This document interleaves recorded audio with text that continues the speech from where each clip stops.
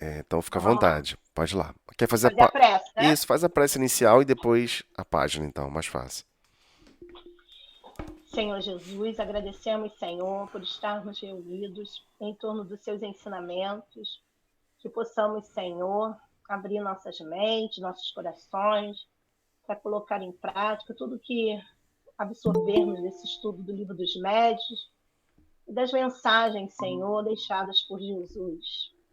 Agradecemos hoje e sempre. Muito obrigada, Senhor. Com esta prece, pedimos, Senhor, para darmos por iniciada a reunião do estudo do Livro dos Médios da noite de hoje, na tua paz e harmonia. Que assim seja. Então Livro Caminho, pode fazer a página, vamos lá. Verdade e Vida. Conver, conversar. Não saia da vossa boca nenhuma palavra torpe, mas só a que for boa para promover a edificação, para que dê graças aos que a ouvem. Está em Paulo, cartas aos Efésios, capítulo 4, versículo 29. O gosto de conversar retamente e as palestras edificantes caracterizam as relações de legítimo amor fraternal. As almas que se compreendem nesse ou naquele setor da atividade comum estimam as conversações afetuosas e sábias, como escrínios, mini-cofres, vivos de Deus, que permutam, trocam entre si os valores mais preciosos. A palavra procede, antecede todos os movimentos nobres da vida, tece os ideais do amor, estimula a parte divina, desdobra a civilização, desenvolvimento, organiza famílias e povos. Jesus legou o evangelho ao mundo, conversando. E quantos atingem mais elevado plano de manifestação, trazem a palestra amorosa e esclarecedora. Pela perda. Perdão. Saiu aqui Uhum. da posição, desculpa. O arquivo vai ficando muito grande, quando ele salva, ele dá um pulo. Pode continuar. Pela perda do gosto de conversar com alguém, pode o homem avaliar se está caindo ou se o amigo estaciona em desvios inesperados. Todavia, além dos que se conservam em posição de superioridade, existem aqueles que desfiguram o dom sagrado do verbo, compelindo-o às maiores torpezas, repugnância. São os amantes do ridículo, da zombaria, dos falsos costumes. A palavra, porém, é dádiva tão santa que ainda aí revela aos ouvintes corretos a qualidade do espírito que a insulta e desfigura, colocando-o imediatamente no baixo lugar que lhe compete nos quadros da vida. Conversar é possibilidade sublime. Não relaxes, degeneres, pois essa concessão do Altíssimo, porque pela tua conversação serás conhecido.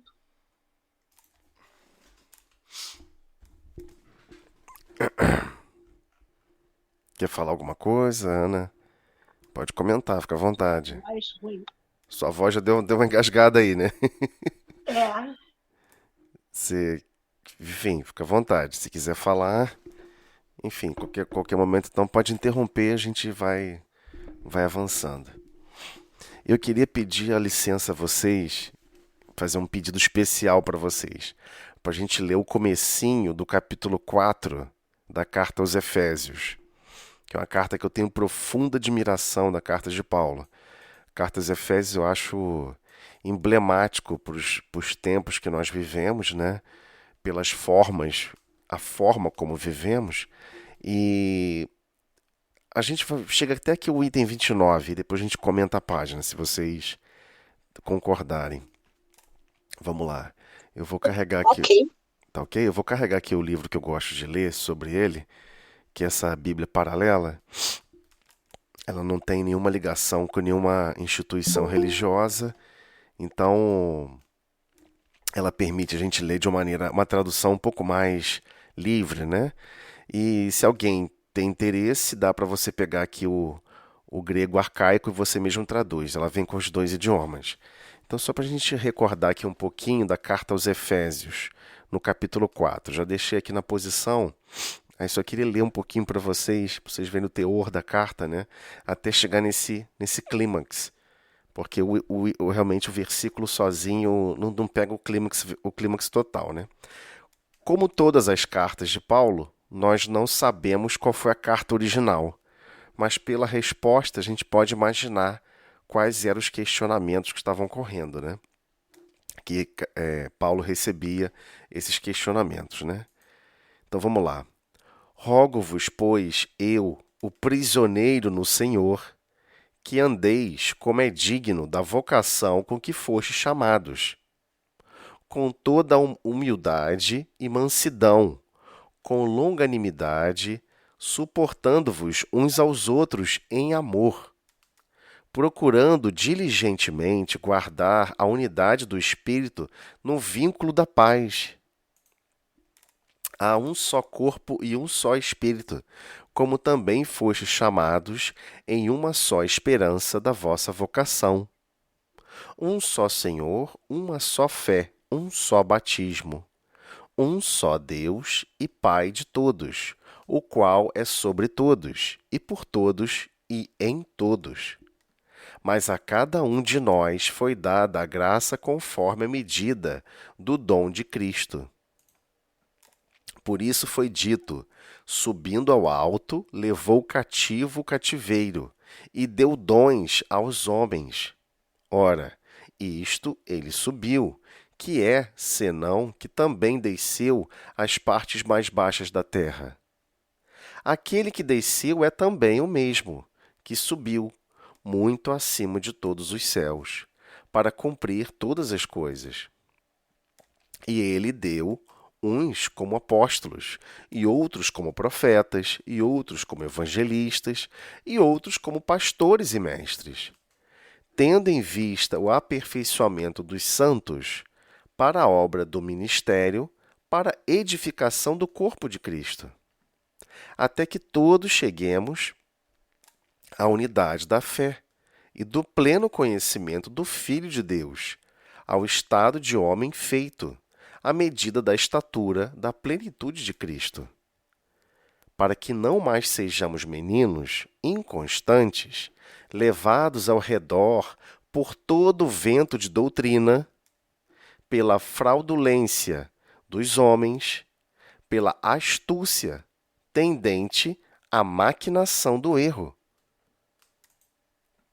Antes, seguindo a verdade em amor, cresçamos em tudo naquele que é a cabeça, Cristo, do qual o corpo inteiro, bem ajustado, ligado pelo auxílio de todas as juntas, segundo a justa operação de cada parte, efetua o seu crescimento para a edificação de si mesmo, em amor.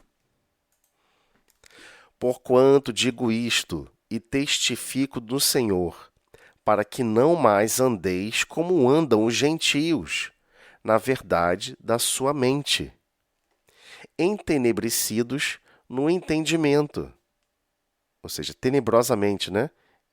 Entenebrecidos vem de tenebroso. Entenebrecidos, né?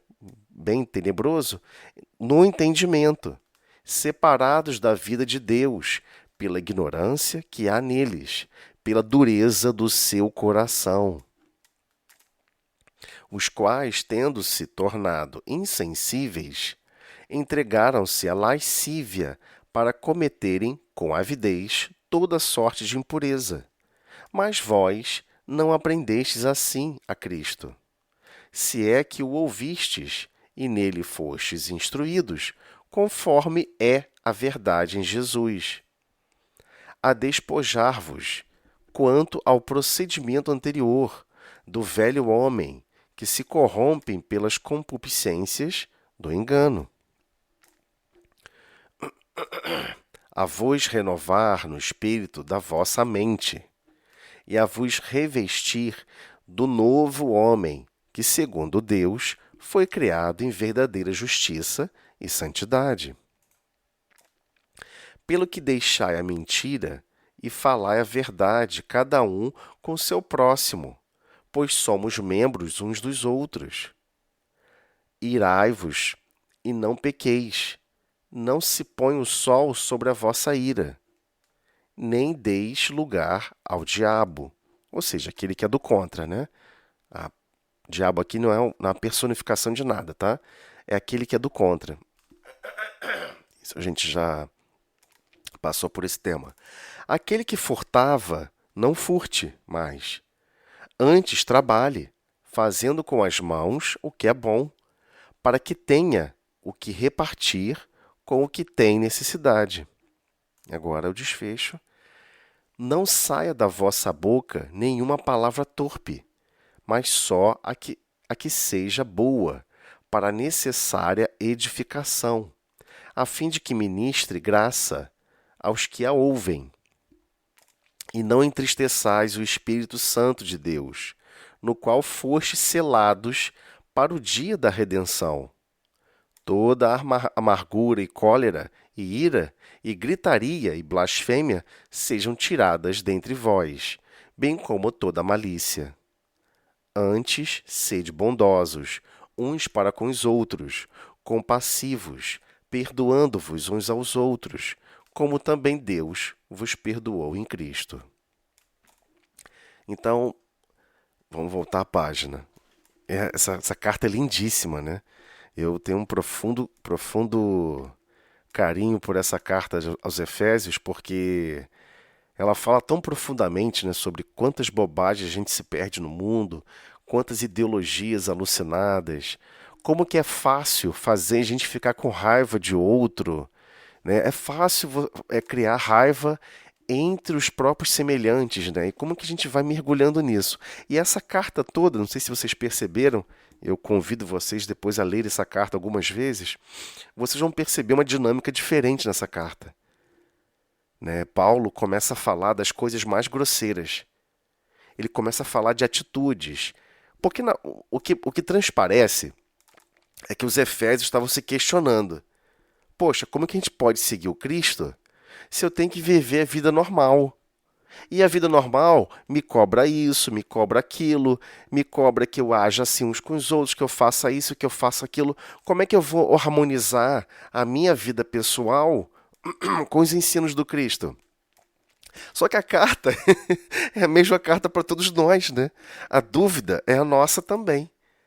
Então, por isso que eu admiro tanto essa carta. Ela tem uma lição ali profunda. E é incrível, porque a gente sabe que essa carta, né, através da mediunidade de Chico Xavier, que essas cartas foram ditadas diretamente pelo Cristo. Cristo estava ditando essas cartas pela mediunidade lá de Paulo, né, Saulo de Tarso, a escrever essa carta aos Efésios. Então, ali há ensinamentos profundos. Então, ele começa explicando das coisas mais externas, de tudo que é mais externo. Ele está falando sobre a parte da concupiscência, né? De você transformar alguma coisa que deveria ser mais sagrado e mais puro em algo banal, em algo corriqueiro. Você não pode pegar os dons, por exemplo, da alegria matrimonial e transformar essa alegria em algo de escárnio, em algo de depredação cultural, né, a partir do vínculo que você tem com alguém. Você não pode pegar, por exemplo, um hábito que uma pessoa tem com o outro na sua intimidade e narrar para terceiros, fazendo piada disso. Olha como minha esposa se comporta em tal situação.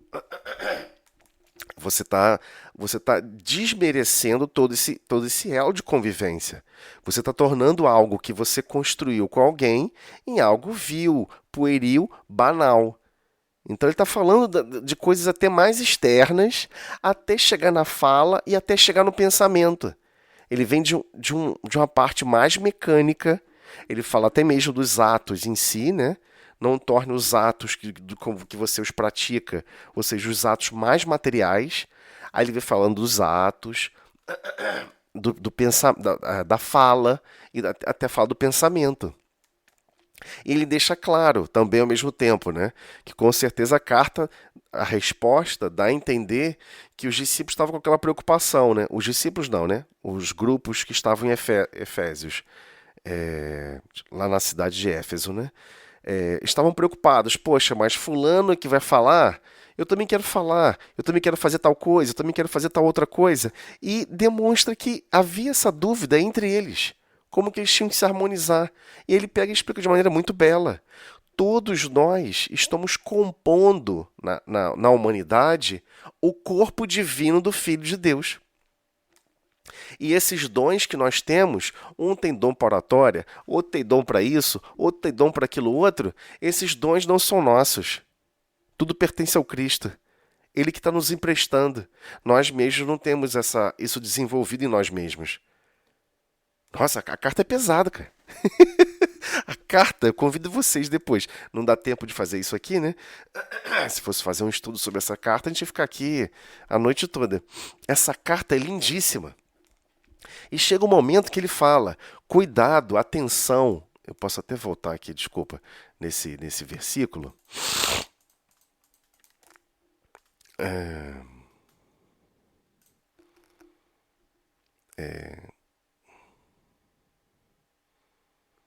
Ó, tende em vista, o versículo 12.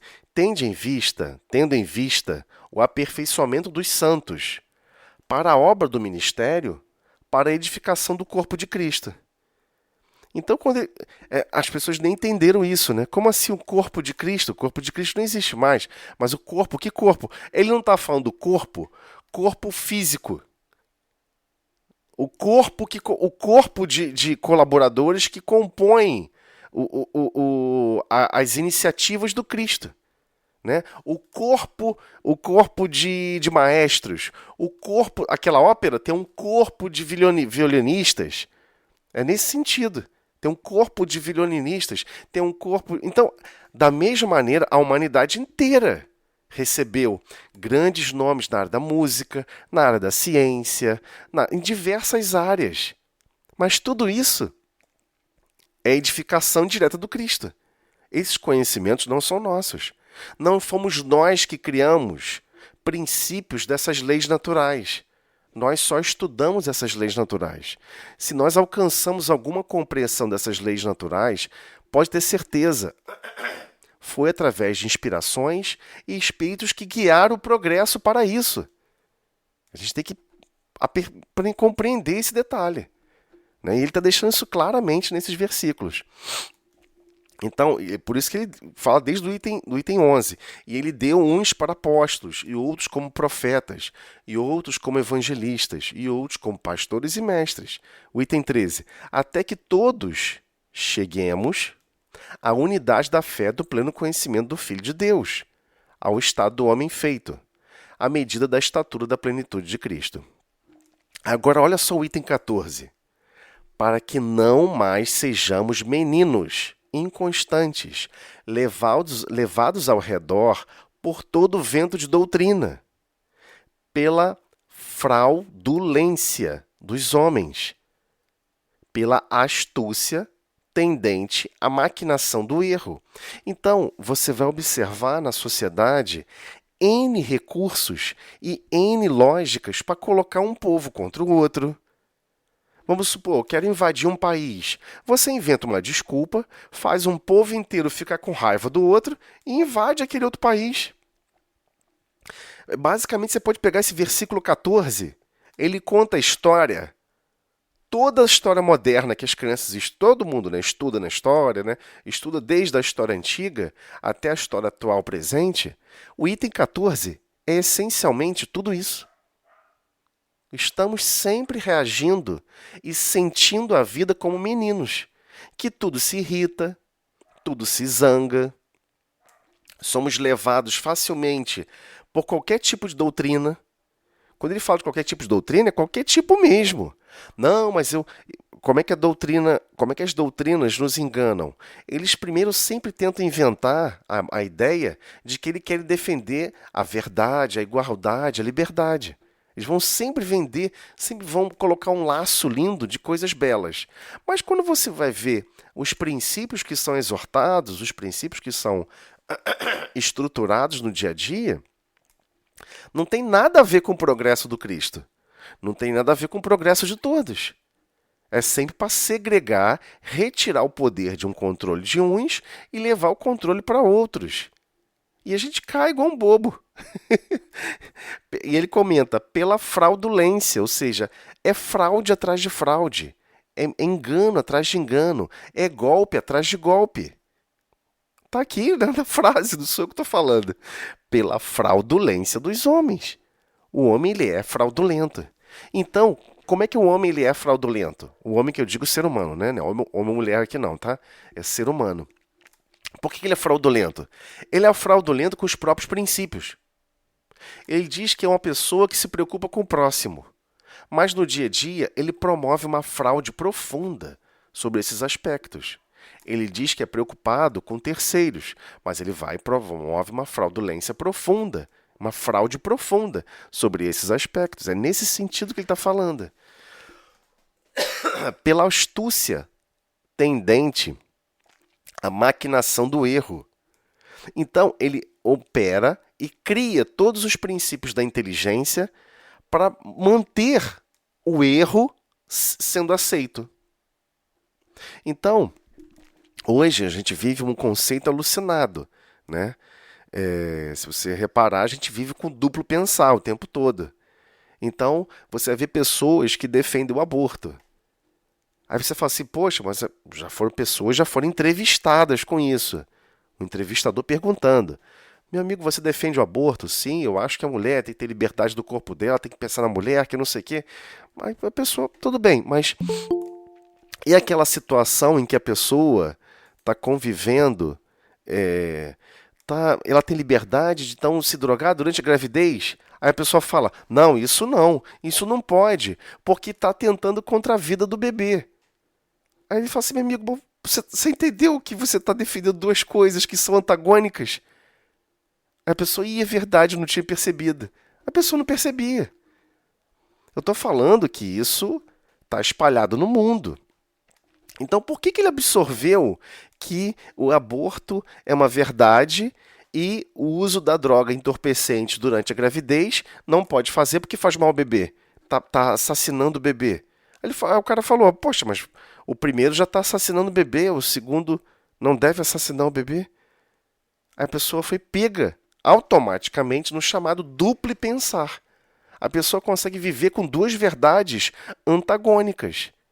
Então é isso que ele está falando. O item 14 está falando o seguinte, o versículo 14. Cuidado com a astúcia que tende à maquinação do erro.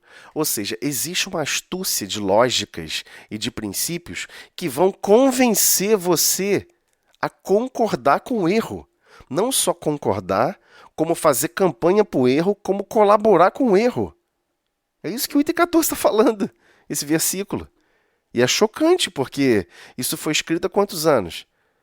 Né? Isso foi 70 anos depois, a data de que é estimada, né, as cartas de Paulo, são 70, 80 anos depois dos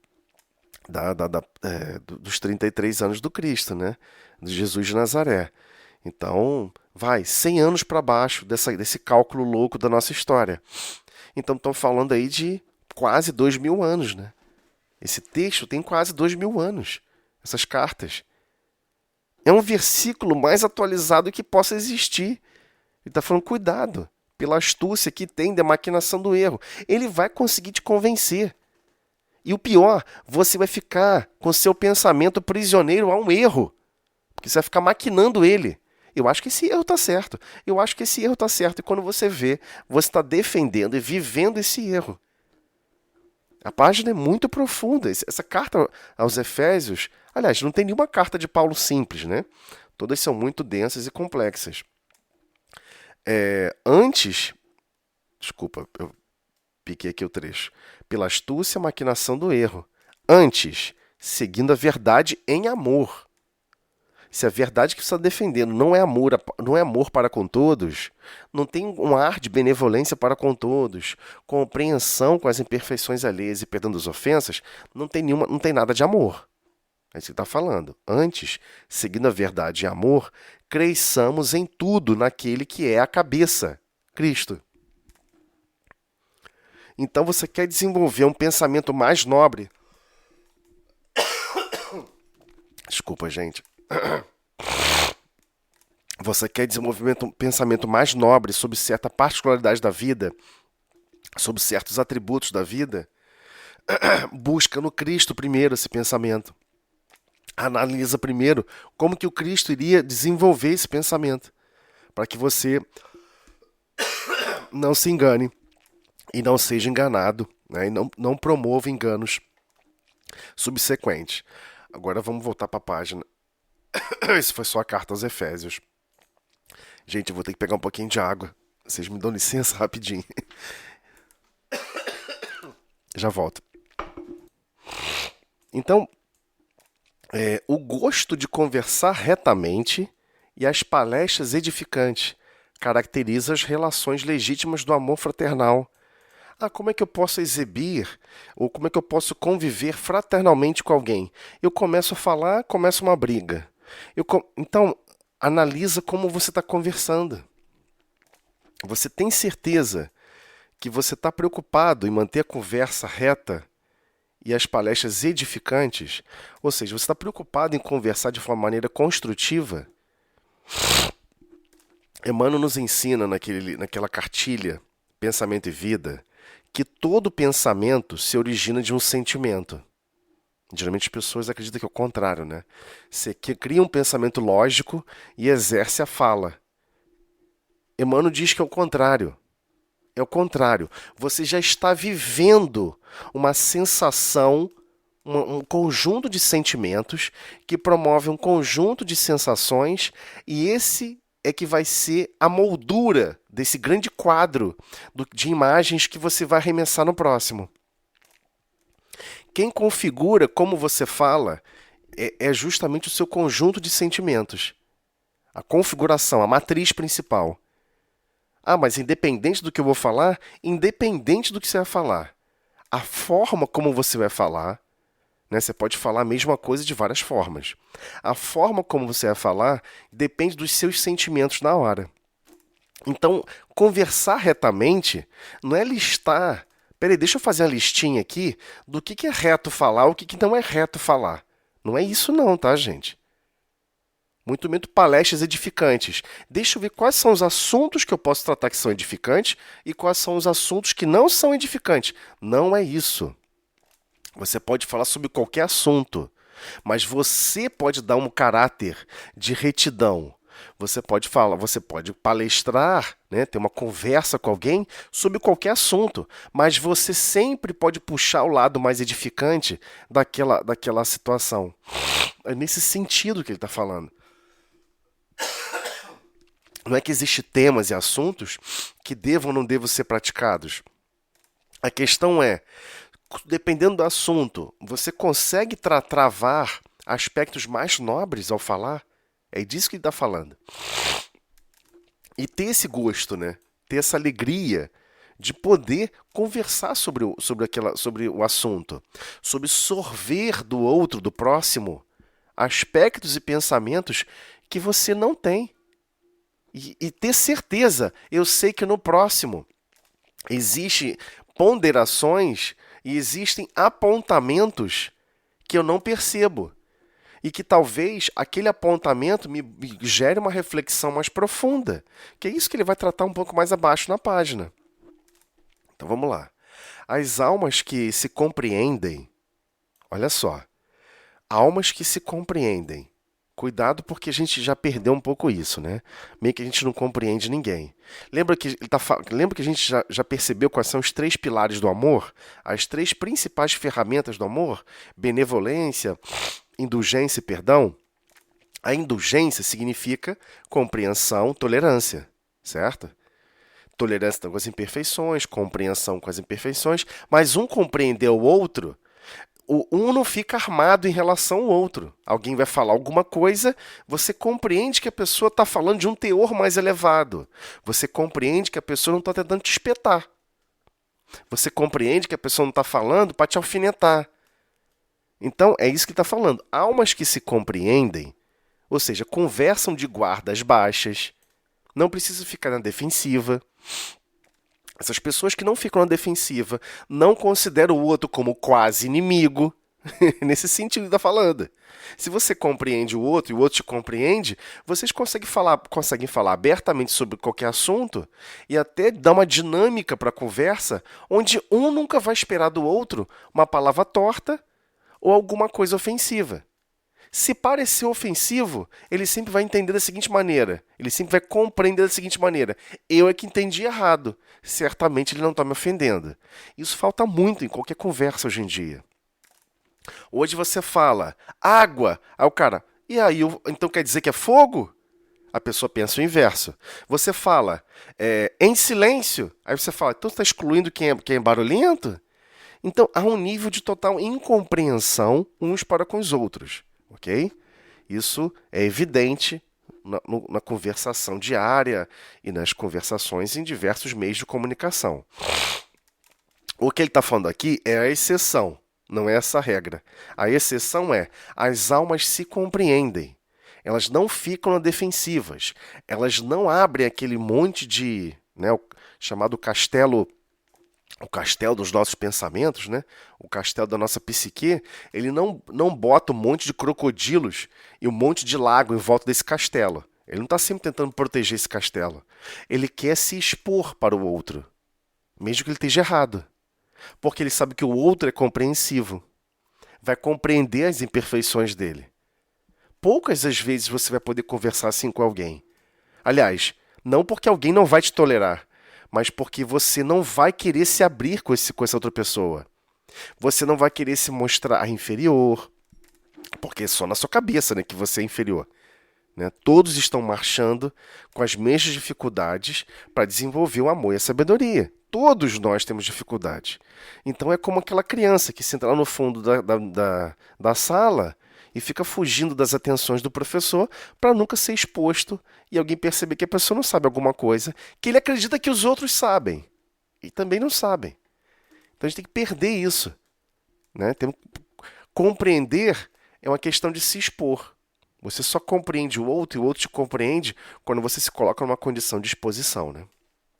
Então as almas que se compreendem, então as almas não ficam se criticando, tentando achar erro do outro, nada disso, elas se compreendem.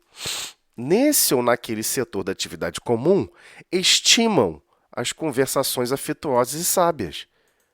A pessoa quer ouvir do outro, estima. Ela pode até bradar, eu acho que é isso. Aí solta um sentimento. O outro sabe que ela não pensa assim 100%. Sabe que foi um sentimento que ela expôs. E como ela compreende a estruturação do pensamento, que é baseada em um sentimento, a pessoa começa a ter uma conversa afetuosa e sábia. Ele não inverteu não, tá? Não botou sábia para afetuosa. Ele começou afetuosa para sábia. Você só começa uma conversa afetuosa se você está aberto a receber todo tipo de sentimento, às vezes de ódio, de raiva, de angústia, de tristeza, de sofreguidão, e todo tipo de sentimento alucinado que possa existir na consciência do outro. Porque esse sentimento você não desliga. O que você altera são o princípio lógico do pensamento, mas o sentimento está lá. Então, quando ele começa com uma conversação afetuosa, é que ele está receptivo a qualquer tipo de sentimento. E você está considerando que vai conseguir responder e conversar, ou seja, conversação tem a ver com a troca, né? Você vai conseguir trocar, criando situações que um vai amenizar o sentimento do outro. Né? Um fala exasperado, o outro joga água fria. Aí o outro responde zangado, aí o outro pega e joga água fria. Isso é afeto. Você está um auxiliando o outro. Né? E sábias, ou seja, ele sempre está tentando pegar aquele exemplo do que está sendo conversado e expandindo para uma situação mais complexa, para uma situação mais global, uma situação mais envolvente a todos, né? Como escrínios, né? Ou seja, esses mini cofres vivos de Deus. Todo mundo possui. É como se Deus tivesse feito o seguinte, e é isso que a carta aos Efésios explica. Nós não temos esses dons desenvolvidos de si para consigo, né? Não é seu. Né? As habilidades que você tem como marceneiro não são suas. As habilidades que você tem como pedreiro não são suas. São empréstimos que Deus nos fornece para exercermos o nosso desenvolvimento aqui no planeta. E esses princípios não são nossos. Né? E em tudo na vida. Eu tenho mais facilidade nisso do que o outro. Ué, é óbvio, né? Porque Deus dividiu esses recursos como mini cofres para que possamos nos reconhecer e nos ampararmos uns aos outros. Se todos recebessem máxima capacidade em tudo, ninguém ia buscar amparar ninguém. Porque ninguém ia precisar de nada, né? Todo mundo é 100% capaz e independente. Mas não é esse o projeto divino. O projeto divino é pensado e elaborado para a cooperação. Né? Então, como escrínios, né, mini cofres, todo mundo possui um pouquinho de tesouro, vivos de Deus, para nos ampararmos uns aos outros. Essa é a ideia. Que permutam, ou seja, trocam. Você vai trocar um pouquinho do seu tesouro com um pouquinho do tesouro do outro. Entre si, os valores mais preciosos. Então, a gente só consegue compreender esses apontamentos de Emmanuel checando lá a carta, o início da carta, do capítulo 4, né, da carta aos Efésios. Porque ele está falando sobre isso. Todos foram chamados para colaborar com Cristo. Todos estão participando do chamado projeto do homem. Né? Lembrem-se, Jesus nunca falou, eu sou o filho de Deus. Ele não falou isso. Todo mundo chamava ele de filho de Deus. Ele se chamava o filho do homem. Porque ele acreditava no projeto que ele mesmo construiu. O projeto, quem elaborou esse projeto em nome do Pai foi o próprio Cristo. Essa vivência nesse planeta, todos os recursos e necessidades que temos no planeta, todas as peculiaridades, todas as necessidades mais básicas. Eu tenho que tomar banho todo dia, eu tenho que varrer o chão, eu tenho que fazer isso, tenho que fazer aquilo. A gente sempre acha que isso é inútil, mas ele planejou tudo isso. É um projeto detalhado. Você não tem como imaginar isso, como eu também não tenho. Por quê? Porque nós não temos a capacidade de sabedoria e amor que o Cristo tem. Nós não temos, nem de perto. Então ele planejou em mínimos detalhes, em nome de Deus, cumprindo a vontade do Pai, onde ele teria que ficar responsável por todas essas ovelhas. Então, quando o pastor leva aquele conjunto de ovelhas para pastar num lugar, para pastar em outro, algumas ovelhas vão na frente, outras vão atrás. Em um certo lugar que é subida, outras ovelhas vão na frente. E as que não estão acostumadas com subida vão atrás. A forma como o rebanho se organiza também é controle dele. Ele coloca essas potencialidades em cada um de nós. Elas não nos pertencem. Você pode continuar admirando, poxa, eu estudei sobre isso, eu acho tão lindo, vou continuar estudando sobre isso. E todos esses conhecimentos são patrimônios meus. Seus? Como assim? Nada é nosso. Nem sequer o conhecimento é nosso. Só o que resta é o valor que você gera em trabalhar, em exercer esses recursos que não são nossos, em favor de todos. Em favor de todos, senão não há sabedoria. A sabedoria ela sempre vai se expressar em tornar plural os resultados do pouco recurso que nos são alocados. A gente não consegue imaginar como nós não estamos sendo sábios no pequeno microcosmo do nosso raio de ação. Esse é o grande problema, né? Então, nas conversações que são afetuosas e sábias, estamos sempre trocando valores mais preciosos, que são profundos de nossa alma. Então, a palavra antecede todos os movimentos nobres da vida. Todos os movimentos. Tece os ideais do amor. Estimula a parte divina, desdobra a civilização, ou seja, o desenvolvimento, organiza famílias e povos. E a gente acha que tudo que a gente está fazendo aqui na Terra é inútil. É muito pelo contrário. É um exercício profundo que a sua alma está desempenhando, mas você não percebe. Então, olha a sabedoria divina. Ele não precisa que você compreenda em totalidade o resultado final que está sendo projetado, mas você pode perceber em detalhes o quanto que palavras realmente endereçadas, preocupadas, zelosas, atenciosas, com uma certa cobertura de afabilidade e doçura, né? Ela vai querer sempre melhorar os ideais do amor. O que eu estou fazendo aqui na minha vida? Ideais, né, gente? Não é ideia. Aqui é ideais mesmo. Teste os ideais. Qual é o seu princípio de amor que você está vivendo ao passar uma roupa? Estou lá passando roupa, vai. Você está passando com roupa com raiva, com velocidade, quer acabar logo? Qual é o ideal de amor que você está vivendo naquele momento? Como é que você convence um adolescente a querer aprender a passar roupa? Você diz que despreza. Você diz que não gosta. Você mesmo como adulta sempre fala mal. Porque, não sei se vocês já perceberam, nós temos um hábito estranhíssimo da palavra. Quando a gente quer convencer as outras pessoas a concordarem com o que a gente não gosta, a gente começa a reclamar e falar, não é mesmo? Aí reclama, não é mesmo? Não é mesmo? Porque a gente quer se sentir aceito naquele mesmo erro. Já perceberam que a gente faz isso o tempo todo? Você não gosta de fazer tal coisa. Aí você começa a falar para as pessoas. Isso aqui é muito ruim, não é mesmo? Aí não é mesmo? Aí quando você escuta 3, 4 balançando a cabeça, você alcançou a sua saciedade. A saciedade de perceber. Beleza, não é só eu que acho isso ruim. E não é só eu que não vivo esse ideal. Aí você se conforma. Nós estamos nesse nível de sofisticação do pensamento. Só que aqui a palavra, ele está falando para você fazer o contrário.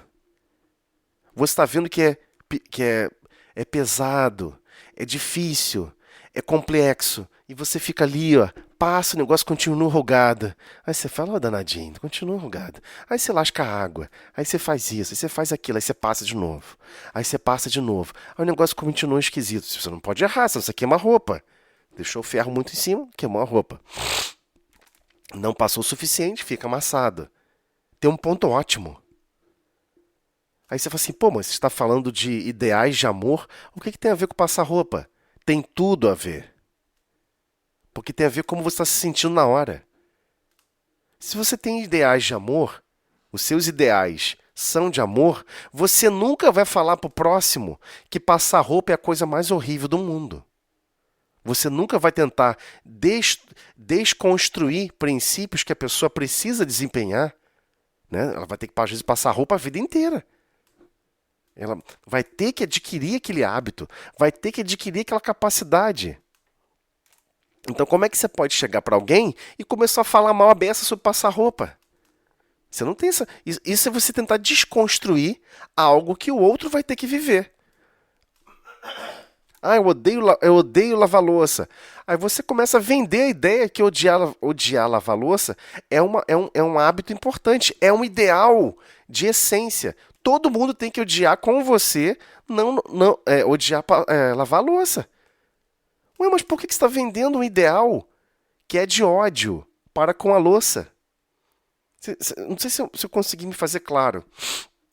A gente faz isso todos os dias. Ah, vamos fazer tal coisa. Não sei, não importa o assunto. Pare e analisa como que nós trabalhamos a palavra. Você está desconstruindo. E ele está pedindo para você fazer o contrário. Ele está pedindo para você fazer o contrário. Olha só o problema. Que ele está chamando a gente a desenvolver a palavra. A palavra tece os ideais do amor. Estimula a parte divina. Ah, como é que eu vou ter um sentimento divino passando roupa? Ué, você quer esperar o quê? Ter um sentimento divino quando você for orquestrar e controlar galáxias? Não sabe controlar bolinhas de gude? Quer controlar galáxias? Não é assim que funciona, né? A gente começa com as pequenas tarefas. Ué, se numa pequena tarefa você fica zangado, você fica frustrado, você fica ansioso, você fica enraivecido, tem sentimentos dentro de você que você não está reconhecendo. E que você deveria buscar na sua parte mais divina mais paz, mais equilíbrio para cumprir adequadamente a tarefa. Ah, mas o que é tarefa? De simplesmente passar uma roupa tem a ver com a tarefa quando desencarnar. É exatamente o mesmo sentimento. Estando com o corpo físico ou fora do corpo físico, você vai ter que animar sentimentos. Se você não consegue animar sentimentos numa tarefa simples, que é de passar roupa e ficar ali ó, fisicamente, sabendo que tem que vir com a manga, depois tem que pintar as costas, depois a frente, e a próxima blusa? É a mesma coisa. É a manga, a costa, é a frente, e um repeteco danado. E você acha enfadonho a tarefa? Imagina quando você for convidado a trabalhar em certos departamentos fora do corpo físico, onde você vai ter que fazer milhares de atendimentos, milhares de ações, milhares de apoios que são exatamente o mesmo. Que sentimento que você vai animar? De chateação? Puxa vida, lá vem outro. Puxa vida, lá vem outro problema. Puxa vida, lá vem outra contrariedade. Então, a palavra que a gente está treinando aqui na Terra, é lógico que a gente está treinando também os sentimentos.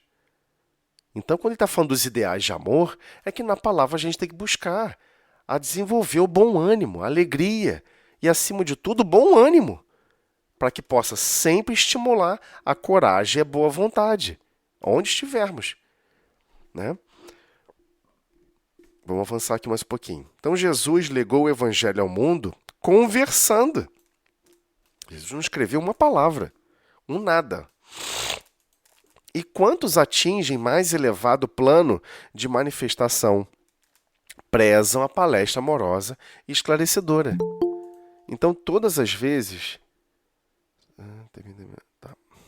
Então, todas as vezes que nós estamos mais preocupados em prezar essa conversação, entender que realmente que é possível atingir planos mais elevados de manifestação. Você está buscando até, poxa, eu quero falar com alguém e eu quero que a pessoa vai estar um pouco desanimada, eu vou animar essa pessoa.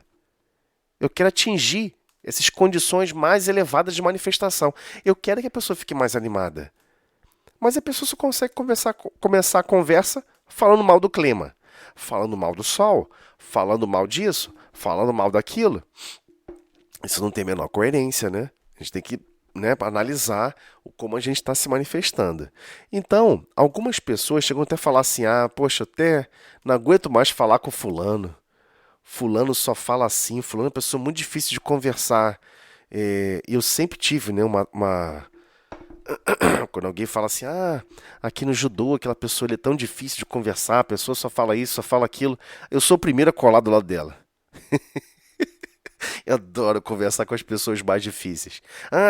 Aquele senhor ali é super rabugento, ele faz isso, ele é zangado e não sei o que, ele grita. Eu adoro conversar com os mais difíceis, porque são os que mais nos educam. São os que mais nos educam, por incrível que pareça. Porque ele vai te convencer a você não gostar mais de conversar com ninguém. Ele vai querer que você perca a vontade de conversar com as pessoas. E é justamente sobre essa frase aqui, ó. Pela perda do gosto de conversar com alguém, pode o homem avaliar se está caindo ou se o amigo estaciona em desvios inesperados. Então, o que está querendo dizer com essa frase? Você começou a conversar com alguém, aquilo te deu até um desgosto de você nem procurar ninguém. Nossa, que conversa foi horrível, que não sei o que, não sei o que lá. A reação dos sentimentos que estão ocorrendo em você fala mais de você mesmo do que o outro, que deixou você sem graça, às vezes, numa conversa, ou que você não gostou o caminho para que a conversa foi. Quem está caindo é quem começa a ter essa sensação de perder o gosto da conversa com aquele alguém. Fulano não gosta. Se eu não gosto de conversar com ele, eu escolho com quem eu converso, com quem eu vivo. Aí você vai e se afasta. Mas eu devo então ficar me expondo a toda conversa torpe? Não, não é isso. A questão é que nem sempre você tem escolha. Se você tiver um chefe que ele sempre faz anedotas, piadas de mau gosto, coisas que são jocosas, que maltrata, que ofende, Você vai levantar e vai falar, me desculpa, eu não vou mais te aturar e vai embora? Claro que não, você vai ser demitido no dia seguinte. A questão não, ele não está falando sobre o fato, sobre o ato, como você vai reagir. Ele está falando sobre os seus sentimentos. Por que seu sentimento é de aversão plena e que você quer se afastar dessa pessoa? Esse sentimento está falando sobre você mesmo. O quanto que você está caindo em relação aos seus próprios princípios. Você era para animar misericórdia por aquela pessoa. Você era para estar animando um sentimento. Nossa, como essa pessoa é vazia de valores. Ok, se ela é vazia, é missão minha enchê-la de valores. É missão minha eu animar a ela pensar de forma diferente. É missão minha eu chegar às vezes numa conversa e começar elogiando. Nossa, como você às vezes tem posturas bondosas, mesmo às vezes não tendo. Mas a pessoa vai se animar a querer ter uma reação diferente. A pessoa, porque por vezes está cansada e frustrada do mundo, não quer nem mais tentar e quer convencer a todo mundo que está à sua volta a não tentar, a não se esforçar. E você vai cair nesse estímulo de parar de tentar? É sobre isso que ele está falando nesse parágrafo. Não deixe se abater por conversas improdutivas. Ela foi improdutiva, não tem problema nenhum. Não perca o gosto de conversar de novo com aquela mesma pessoa. Não se afaste dela. Ah, mas ela é uma pessoa muito difícil. Ela carece mais do seu carinho ao falar, ao comentar, de não ficar pensando o pior da pessoa. Ela carece mais da sua participação do que você possa imaginar. Porque é para isso que o Cristo orquestrou tantos recursos difusos e difundidos em todo o seu corpo, né? O seu corpo de colaboradores. Todavia, além dos que se conservam em posição de superioridade, existem aqueles que desfiguram o dom sagrado do verbo. Então, existem aqueles que ficam em condição de superioridade que não vão querer falar com você. Ok. E existe aqueles que desfiguram completamente o uso da palavra, compelindo as maiores torpezas. São os amantes do ridículo, da zombaria, dos falsos costumes. A palavra, porém, é dádiva tão santa, ainda aí, que revela aos ouvintes corretos a qualidade do espírito que a insulta e desfigura. Então a pessoa está lá falando um monte de impropérios, falando um monte de bobagem, não sei o que lá. Não tem nem problema nenhum. Ele está expondo como ele pensa. Ele está expondo como ele sente a vida. E ele tem essa liberdade. E automaticamente a palavra vai evidenciar a qualidade do espírito que ele detém. Então, às vezes, a única alegria da pessoa é fazer escárnio do outro. A única alegria da pessoa é humilhar o outro e perceber costumes deturpados e assim por diante, que acabam sendo sempre comentários de insulto e que acabam desfigurando até mesmo as relações de convivência. Então, imediatamente, né, a própria palavra ela classifica e coloca a pessoa no baixo lugar que lhe compete nos quadros da vida. Agora, não é por isso que você fica com raiva da pessoa, pô. Você ficou com raiva da pessoa. Nossa, não suporto fulano. Olha como ele reage, olha como ele age. Né? Sempre que você vai a alguns lugares, existe de qualquer grupo, tá? Isso é desde a escola. Acho que desde a quarta para a quinta série eu vejo isso. Não é novo para ninguém, gente. Sempre tá aquele que quer ser mais engraçadinho, quer ser aquele mais falastrão, aquele que é o que faz piada para todo mundo rir, é que é o centro das atenções. Não tem problema nenhum. É com a pessoa, é a qualidade do espírito que a pessoa tem, mas não tem problema nenhum. A questão é, por que você ficou com raiva dele? Isso que é estranho. Às vezes, por isso que eu valorizo muito essas pessoas. Eu acho incrível essas Faltam pessoas. 2 minutos, hein? Sim. Porque como é que ele pode tirar a tua paz? Nossa, eu não gosto como que essa pessoa fala. Eu não gosto nem quando olho para essa pessoa. Já vi pessoas que falam isso. Nossa, eu não gosto quando olho para aquela pessoa. A pessoa fica zangada, não gosta. Como que aquela pessoa conseguiu corromper os seus sentimentos? Na verdade, ele não corrompeu, né? Ele não corrompeu. É que os seus sentimentos não toleram o diferente. Ué, mas se ele não tolera diferente, como é que você vai trabalhar na seara do Cristo e amparar os objetivos maiores? Em socorrer e amparar e em exercer uma vida mais plena? Se você sabe que talvez esse seja o núcleo que mais precisa da sua atenção, né? Então, conversar é possibilidade sublime. Não degeneres, pois essa concessão do Altíssimo é uma concessão, gente. Os momentos que nós temos para conversar é uma concessão, porque pela tua conversação serás conhecido. Ok?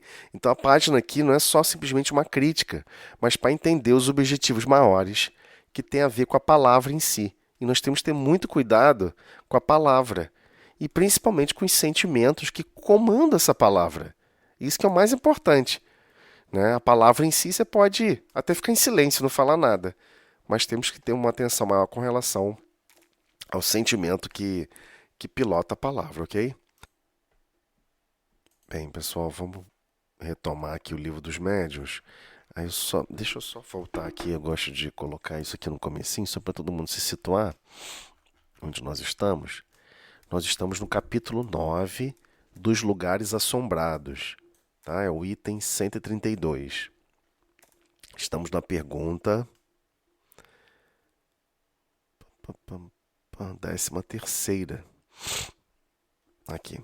Se há meios de expulsar os espíritos daquele local que aparentemente eles estão fixados, não querem, estão apegados, né, a um certo local.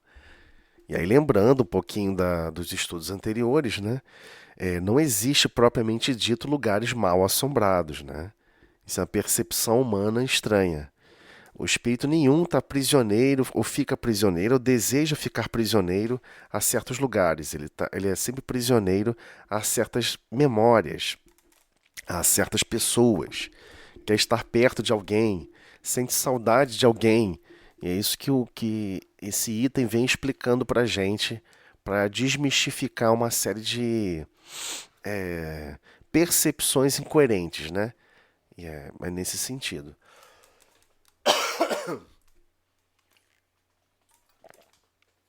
Então vamos lá.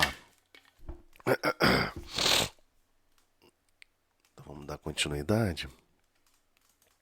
Deixa eu aumentar um pouquinho mais a letra para facilitar quem está no celular. O celular deitado, a letra vai ficar maior agora. Vamos lá. Então, 13ª pergunta. Haverá meios de os expulsar? Kardec sempre foi bem enfático, né, nas perguntas. Ou seja, existe esse meio. Porém, as mais das vezes, o que fazem para isso os atrai, em vez de os afastar. Né? Você cria uma série de situações que acha que isso vai afastar, aí ele vai querer lá ver o que esse cara está fazendo, o que esse cara está fazendo, o que essas pessoas estão fazendo. Né? O melhor meio de expulsar os maus espíritos consiste em atrair os bons. Atrai, pois, os bons. Deixa eu dar um aqui. Só para retornar aqui, então. Vanessa acabou de retornar. Não sabia se ia retornar, Vanessa, mas vamos lá. Vamos lá, estamos na 13ª pergunta. 13ª, né, pergunta. Haverá meios de os expulsar, ou seja, espíritos que, teoricamente, estão ali que são aparentemente persistindo sobre permanecer em um certo local, né? Me perdi aqui. Calma aí. Aqui. E esse espírito então responde: existe essa possibilidade. Porém, as mais das vezes, o que fazem para isso os atrai. Ou seja, como a maioria acaba fazendo, em vez de os afastar. Então a pessoa quer, né, afastar com um certo mecanismo que ele quer ver se tem efeito, né? Ele fica até curioso. Mas nada se altera na estrutura, da qualidade daquela habitação, daquele local. Né? A qualidade até mesmo da conversa, da fala. Então, o melhor meio de expulsar os maus espíritos consiste em atrair os bons. Atrair bons espíritos não é uma coisa fácil, tá, gente? Espíritos bondosos não ficam descendo para errar com a gente, participando de conversas sem sentidos. Para que isso possa ocorrer, você tem que criar um ambiente consistente, né, para atrair bons espíritos. Atrai, pois, os bons espíritos praticando todo o bem que puderes, e os maus desaparecerão, visto que o bem e o mal são incompatíveis. Sede sempre bons, e somente bons espíritos tereis junto de vós. Então ele já dá a receita. Não é a receita trivial. Não é a receita mais fácil. Mas pelo tudo que nós já estamos estudando sobre mediunidade, fica bem claro o motivo. Se você está animando pensamentos de raiva, de angústia. Eu tô com raiva daquele governador. Eu tô com raiva daquele presidente. Eu tô com raiva de tal situação. Eu tô com raiva. Quem você acha que vai colar do teu lado? Pessoas que estão com raiva sobre o mesmo assunto. Sobre o mesmo princípio. Eu tenho raiva entre classes sociais. Eu tenho raiva de não sei o quê. Eu tenho ódio. Se você fica animando esses pensamentos e animando até a ponto de expor oralmente pela fala, quem você acha que vai se colar do teu lado? Pessoas que vão ficar gritando do teu lado. É isso mesmo. Até que enfim alguém está falando o que eu penso também. E às vezes o espírito que está lá do teu lado é ruim pra caramba. Ele está até corroborando com o seu pensamento, porque ele não pode mais falar. Ele vai adorar ouvir da sua boca pensamentos exatamente como ele pensa. Só que ele não compreende, a maioria dos espíritos maus, por vezes não compreendem o que estão fazendo. E ele começa a animar o mesmo pensamento. E você fica animando também um pensamento de contrariedade, de angústia, de aflição, de que não gosta disso, como é que vai ser isso? O mundo não tem jeito, tá tudo desgovernado. E você começa, né? Daqui a pouco você começa a criticar Deus. Onde está Deus que não está vendo isso? Como é que isso vai atrair espíritos bons? Não tem o menor sentido, né? Então, por isso que o básico do essencial é a palavra. Claro que antes da palavra vem o sentimento. Então, se a gente não equilibrar os nossos sentimentos, não existe paz. Ponto. Essa é a frase que tem que ser dita. Se eu não consigo equilibrar os meus sentimentos, eu não tenho paz. Porque eu tenho que equilibrar meus sentimentos para comigo mesmo, meus sentimentos para com o próximo e meus sentimentos para com Deus. Você não pode olhar tudo em volta e falar assim, já sido tudo largado, abandonado, Deus não sabe o que está fazendo. Não são sentimentos genuinamente consistentes. Porque a frase é totalmente sem sentido. E é claro que ela é guiada só por um sentimento de contrariedade, de não se sentir satisfeito diante do que você está vendo no planeta. Você não entende o esquema educacional, não entende o esquema que basicamente também tem características de hospital, onde todos estão doentes e todos possuem a mesma doença, que é o pecado. Ou seja, você sendo contrário aos seus próprios sentidos e princípios divinos, isso é a essência do pecado. E você ter essa doença é sempre que você se manifesta contrário a esses princípios, você não consegue compreender essa permissividade, essa permissão absoluta, essa liberdade tão grande que todas as almas possuem. Você meio que você não concorda com isso. Aí você começa a entrar em contrariedade e começa a reclamar. O que vai acontecer? Vai juntar junto de você vários espíritos que pensam exatamente como você.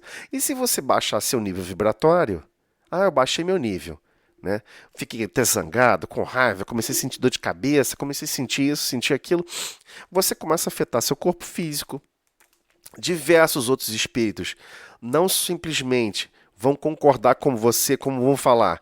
Até que enfim encontrei alguém que pensa como eu. Eu vou ficar aqui com essa pessoa. Vamos conseguir manifestar isso profundamente. Vamos chamar mais gente. Gente, é assim que funciona. Hoje, em agremiações políticas. Você, numa agremiação política, você chama pessoas que pensam o contrário? Deveria, né? Para poder equalizar as emoções, equalizar a lógica. Se você bota todo mundo que pensa igual, não tem como dar muito certo isso. Você quer pelo menos que uma parte Se permita pensar o contrário. Se permita ter dúvida. Mas você não vai fazer isso. Só vai chamar quem? Só vai atrair pessoas que pensam exatamente igual a você. Mas é exatamente assim como funciona a interseção dos pensamentos focados para o mesmo princípio. E isso vale para tudo. Ah, eu tô com raiva de Beltrana. Nossa, tem uma raiva de fulana. Aí você começa a ter raiva dessa pessoa também. E eu descobri que ela já fez isso no passado. Eu já descobri que eu ouvi falar que ela fez isso, fez aquilo. Aí você começa a alimentar uma raiva pela pessoa. Aí vários espíritos que têm raiva dela também começam a falar assim, pô, beleza aí. Achamos uma pessoa que tem raiva tanto quanto a gente. Você acha que isso vai atrair bons espíritos? Lógico que não, né? É demagogia total. A pessoa sente raiva de tudo e de todos e de todo o planeta. Aí chega em um certo momento à noite, deixa eu fazer prece e pedir a proteção e o amparo dos bons espíritos. É uma doideira, né? É uma inconsistência total. Isso não faz o menor sentido. O ato da prece em si, o de falar, o de pedir, o de orar, né? Você colocar para fora os seus sentimentos, de você fazer a prece, você colocar em ação os seus pensamentos de agradecimento dos recursos que lhes são ofertados durante o dia e todas as possibilidades, que é realmente a prece. Isso não tem nada a ver. Esse minuto, são minutos. Pode ser que você queira viver situações de dipolo no mesmo pensamento. Que é que a gente estava falando lá do começo da carta de Efésios. Não dá para você viver as duas coisas. É impossível. Você não pode querer viver as angústias do mundo de um querer ficar agredindo o outro verbalmente e depois chegar no final do dia você faz uma prece e fala assim, obrigado, Senhor, pela oportunidade de agredir bastante as pessoas, de ser bem zangado, de desprezar todo mundo, sabe? Só puro e perfeito sou eu, o resto é tudo miserável. O que adianta, cara? Você acha que isso vai atrair bons espíritos? É óbvio que não. Vai atrair os mesmos espíritos que possuem a presunção de que são bons, mas que no fundo, são perversos. Vai atrair espíritos que vivem da incúria, né? Aquela pessoa que não quer fazer nada, mas só quer tacar pedra em todo mundo, quer fazer evolução de rocha. Né? Você fica plantado no lugar, não produz nada, não faz nada, vê tudo passando à sua volta, julga e condena todo mundo. Isso vai atrair bons espíritos? É óbvio que não. Bons espíritos estão sempre preocupados com quem está se esforçando, com quem está querendo cooperar para com todos, com quem está desenvolvendo a preocupação genuína de promover um bem para com todos, e não só para si mesmo, especialmente se você não for receber nada em troca. Eu estou pensando aqui como gerar um bem, como gerar um resultado positivo com essa ação, mas eu mesmo não vou me beneficiar nada com isso. Pode ter certeza. Vão ter vários espíritos bondosos para te ajudar a construir e desenvolver esses pensamentos. Mas para de ficar se enganando, meu Deus. Você já consegue parar no seu fim do seu dia e imaginar. Pô, você entrou no ônibus com raiva do motorista porque ele deu uma freada. Você saiu do ônibus com raiva porque alguém pisou no seu pé. Então você animou o sentimento de raiva, de contrariedade, de aflição o dia inteiro. E achou que a prece que você faz, a busca de se ligar para com Deus, não tem a ver com os sentimentos que você vai exercer minuto a minuto do dia. Ele tem a ver muito mais com esses minutos do que a prece no fim do dia. A prece no fim do dia é o seu balanço, mas o dia a dia tem a ver com estar em prece. Se você está realmente exercendo o melhor que a sua consciência pode exercer, o melhor dos seus sentimentos, e a maioria das vezes a gente não exerce, isso já é um ato de conexão com Deus. Deus espera que todos que estejam na vinha estejam alimentando sentimentos bons, alimentando atos bondosos, né? Praticando, como ele fala aqui, praticando todo o bem que puderdes. Ele não está pedindo para você fazer um bem que você não pode. É todo o bem que você pode. Você está com essa preocupação de fazer um bem maior do que você já faz? Se você está, pode ter certeza, você está no caminho certo. Agora, fora isso, os espíritos não bondosos não vão se envolver. Pode pedir o que for. pode fazer a prece mais bela, pode citar Cáritas, pode citar a prece mais linda que você quiser. Não vai dar certo. Porque no dia a dia, desde o minuto 1, você não está praticando todo o bem que você pode fazer. Então, se você está buscando isso, aí sim, não tem espírito perverso que vai querer ficar do teu lado. Ele vai te estimular a você não ajudar Beltrano. Aí você vai lá e ajuda. Mas fulano vai te prejudicar no trabalho, como é que você vai ajudar ele? Não ajuda. Aí você vai e ajuda a si mesmo. É prejudicado no trabalho. E você ainda agradece, Senhor, muito obrigada. Como foi bom ajudar uma pessoa que eu tinha certeza que iria me prejudicar.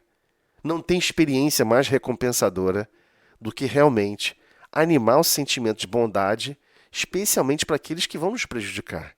Obrigado, mestre, por essa oportunidade. Gente, é nesse nível. Porque se ficar nessa fantasia de querer conviver os dois lados, você está enganando só você mesmo. Porque na realidade você está vibrando nas frequências do ódio, da raiva contida. Você não expressa, mas dentro de você o sentimento está lá, né, latejando de raiva de alguém, né? Então, não é fácil praticar o bem o quanto pudermos. A gente quer sempre praticar o bem para nós mesmos. A gente quer sempre fazer alguma coisa que dê retorno para nós mesmos. E a prática do bem que ele está falando aqui é especialmente aqueles que a gente não tem retorno. Né? Então, sede sempre bons, e somente bons espíritos tereis junto de vós. Ele deixa claro a lei de atração e repulsão natural que a gente observa nas leis da natureza. Né? Você não vai ver polo magnético norte e sul, né? Polo positivo, atraindo o polo positivo. Os iguais eles vão se repelir e vão atrair os contrários, né? Há toda uma lógica de atração nos campos magnéticos. E assim como todos os equilíbrios de forças que o planeta exerce. Você acredita que isso não é também igual para com relação aos sentimentos que nós animamos? É claro que é, né? Então é nesse sentido que a gente tem que se atentar. Aí tem uma perguntinha aqui a mais, pergunta A, uma subpergunta da 13ª. Há, no entanto, pessoas muito bondosas que vivem às voltas com as tropelias, né, travessuras, né, estrepolias, dos maus espíritos. Por quê? Uma curiosidade, por que isso acontece, né? Se essas pessoas são realmente boas, isso acontece talvez como prova. Prova aqui, gente, é no sentido de testar, né? De teste. A pessoa consegue suportar uma situação adversa? Vamos ter que prestar atenção. Para lhes exercitar a paciência e concitá-las a se tornarem ainda melhores. Fica certo, porém, de que não são os que continuamente falam das virtudes, os que mais as possuem. Aquele que é possuidor de qualidades reais quase sempre as ignora, ou delas nunca fala. Então, olha só que coisa incrível. A pergunta A, como é que ela começa? Ela começa falando que Kardec já está autoclassificando essas pessoas como muito bondosas.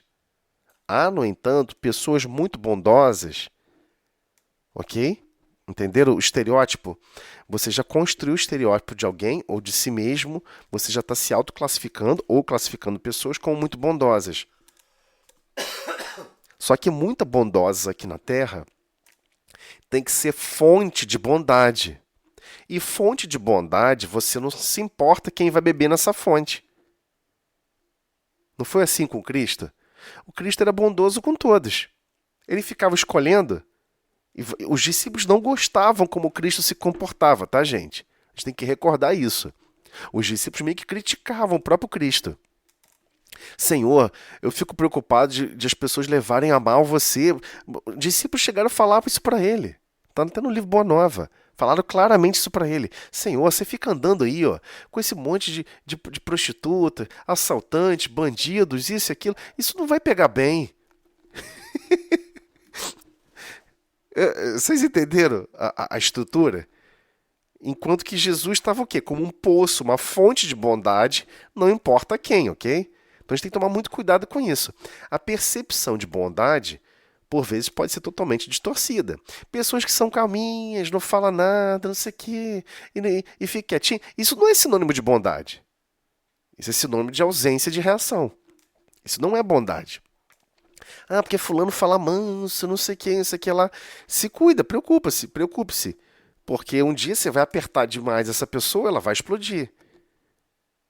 A pessoa, às vezes, não está conseguindo ainda administrar os sentimentos. Tudo guarda, tudo guarda, tudo guarda. Um dia a cólera explode. Porque a cólera é que nos testa. É que avalia realmente quem nós somos. Então, o que ele está querendo dizer? Por que eu estou dando essa volta? Porque a explicação dele aqui é difícil de entender. Olha só, se essas pessoas são realmente boas, e o Espírito está respondendo que ele não está discordando, que elas realmente são, isso acontece talvez como prova. A pessoa pede esse teste antes de reencarnar. Ok, gente? Não é que Deus fique testando as pessoas de... Peraí, deixa eu testar a pessoa. Não, a pessoa quando se sente na maturidade suficiente, ela quer ser provocada, ela quer ser testada. E eu quero ver se eu vou conseguir reagir com bondade. Porque é assim, gente. Bondade não é uma ideia, não é um conceito, nem sequer um estilo de vida. É uma filosofia que você já adquiriu, já consolidou em hábitos, já consolidou em posturas, já consolidou em sentimentos. E você vive já essa realidade. E você quer se provar. Será que eu consigo me sair bem quando a pessoa fizer isso, isso e isso? Né? A gente pode lembrar lá daquele livrinho, o livro Jesus no Lar, onde tem aquela mensagem chamada Os Descobridores do Homem, onde havia uma cidade, a pessoa, né, era citada como uma pessoa maravilhosa, muito bondosa, e para checar isso mesmo, então, a prece das pessoas chegou a alcançar os grandes cimos da hierarquia espiritual, e os espíritos, tá bom, então, já que ele é tão bom assim, né, vamos enviar para a Terra os descobridores de homens. Então enviou a pobreza, enviou depois a riqueza, enviou depois o poder. Qual foi o que ele caiu? Foi o da cólera. E Jesus depois explica isso para os discípulos. Raríssimos são aqueles que conseguem passar pela prova da cólera. Mas essa prova é a que vai testar a qualidade, a sua qualidade como espírita, como essência eterna. E é claro que ele falhou. Eu não posso contar aqui a história toda, a gente vai ficar aqui mais uma hora. E é claro que ele falhou. Depois eu coloco no grupo lá para todo mundo relembrar esse trechinho. É muito bela essa história. E essa história que Jesus conta, né, na casa de Simão Pedro, em uma das noites, né, durante esses 3 anos que Simão, que ele viveu junto com... vivendo na casa de Simão Pedro, chegava na noite, todos se reuniam e ele contava essas histórias. Por vezes, perguntas dos discípulos, perguntas das pessoas que estavam na casa, como também dúvidas que ele percebia que estava ali na parte mais, no núcleo mais duro daquele cristianismo nascente, né? O núcleo mais duro que eu digo é o seguinte: como que os sentimentos estavam sendo animados pelos discípulos. Então ele mostrava como que cada alma era testada na Terra. É claro que a pessoa vai passar por situações adversas, mas se a pessoa é boa e não seja uma questão de prova, aqui ele falou, deu a ideia da prova, certo? Para lhes exercitar a paciência e concitá-las a se tornarem ainda melhores. Então, é uma prova para quê? Você exercitou a paciência e você mostrou, beleza, fui bem. E ao mesmo tempo que convidá-las, né? Concitá-las, conscientizá-las a se tornarem ainda melhores. Não é porque você passou nessa prova que você não podia... Não é que você passou com 6 que você não podia passar com 8, com 9. Você percebe que naquela situação, aquela experiência que você teve, sabe, eu acho que eu fui bem. Eu acho que eu reagi bem. Mas eu estou com uma sensação que eu podia ter reagido muito melhor. É sobre isso, essa prova.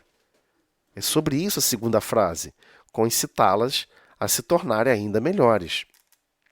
Aí essa outra parte é mais difícil de entender. Fica certo, porém, de que não são os que continuamente falam das virtudes os que as mais as possuem. Então a pessoa fica se autoelogiando, falando que é bondosa, contando, falando de si mesmo. Geralmente, quando isso está acontecendo, isso não necessariamente é verdade. Ok? Aí ele vai e completa. Aquele que é possuidor de qualidades reais quase sempre as ignora, ou delas nunca fala. Então ele tem uma qualidade, já internalizou nele, a pessoa já está com essa predisposição, ela não fica falando disso, para ela é uma coisa natural. É totalmente natural, é como acordar e escovar o dente, é uma coisa natural. Não é algo que a pessoa imagina que é uma conquista. Ela já conquistou, ela já alcançou. Você não se preocupa com isso. Quando você levanta da cama, você não se preocupa em ficar equilibrado em pé. Você simplesmente fica em pé. Mas você não sabe quantos músculos você movimentou para ficar em pé. Você simplesmente estrutura e fica em pé. Né? É fácil falar hoje porque a gente domina ficar em pé. Mas quem não domina ainda é uma situação difícil. É igual andar de bicicleta. Como é que você vai explicar para alguém? Olha, é assim que anda de bicicleta. É assim que se equilibra. É difícil narrar isso. Você tem que estar fazendo. Mas depois que você faz, você não fica falando para os outros. Você sabia que eu ando de bicicleta? Ih, rapaz, me equilibro em duas rodas. Você sabia? Hã? Hã? Hã? Você não fica falando isso para ninguém. É uma coisa natural. Você já domina andar de bicicleta. Então a mesma coisa com relação ao que ele está falando aqui. Né? Quando ele fala, no entanto, pessoas muito bondosas que vivem às voltas de tropelias. Aí ele está falando o seguinte: não tem aquelas pessoas que você está falando, que você não listou no seu pensamento, na sua memória, que você não considera como bondosa e que sofre a ação dos espíritos maus? Pode ter certeza. Isso não quer dizer que elas não sejam bondosas, só porque você não conseguiu classificá-las. Elas são bondosas às vezes por naturalidade. E há essa provocação como forma de estímulo e amparo divino a fomentar esse intercâmbio entre essas duas almas, entre aquele que se diz com princípios malévolos e entre aqueles que se dizem com princípios benévolos. Gente, o intercâmbio continua, né? Não cessa. Ok? Só para não ficar mal interpretado aqui esse final, não é que o comentário é de crítica simplesmente a quem se classifica como bondoso ou bondosa. Ele está dizendo, não importa o que vocês percebem de bondade. Bondade real, quem percebe é Deus. O que vai profundamente no íntimo de cada um, quem percebe é Deus. Então, a gente está acostumado, né, aqui na Terra a colocar no estandarte dos recursos mais sofisticados da nossa alma a justiça. E Jesus deixa claro no livro Boa Nova que ele sempre vai colocar à frente o amor. E você não tem como avaliar que sentimentos que a pessoa estava sentindo na hora que agiu ou deixou de agir, na hora que está reagindo no dia a dia da vida. Você não tem como saber como a pessoa realmente se sente, né? Então, é bem nesse aspecto que ele está falando. Não importa como você julga a pessoa ou como ela mesma se julga. É diante das situações que a gente vai perceber. E por vezes, aquele espírito que está estimulando para o mal, enquanto ele está estimulando, temos que ter consciência que ele está coparticipando do seu pensamento, recebendo os seus sentimentos. E talvez você esteja animando sentimentos contrários, de bondade, enquanto ele anima um sentimento de contrariedade. Aí você fica pensando, pô, mas qual a experiência está sendo positiva para ambos? Um está ajudando o outro, por esse mecanismo de conexão mental, né? E é claro que se ambos querem persistir em ideais contrários, normalmente se afastam, né? Então, 14ª. A 14ª é longa, hein? Gente, podemos avançar só... Parar aí, né? Não tem como a gente fechar a 14ª, não, gente? Só pra gente fechar o capítulo hoje. Podemos? Se não for tomar muito tempo de vocês aí, Compramos, só tô pensando em você Tá aí, ótimo. ruim. pode ser então? Peço, Pode ser sim. Pode. peço desculpa a vocês. Mais uns minutinhos a gente fecha. Só para a gente não perder aqui a linha do pensamento. Vamos lá. 14ª. Que se deve pensar com relação à eficácia dos exorcismos. Isso é muito importante no meio espírita a gente entender isso. Que se deve pensar com relação à eficácia dos exorcismos para expelir dos lugares mal assombrados os maus espíritos. E aí vem a resposta. Já tiveste ocasião de verificar a eficácia desse processo?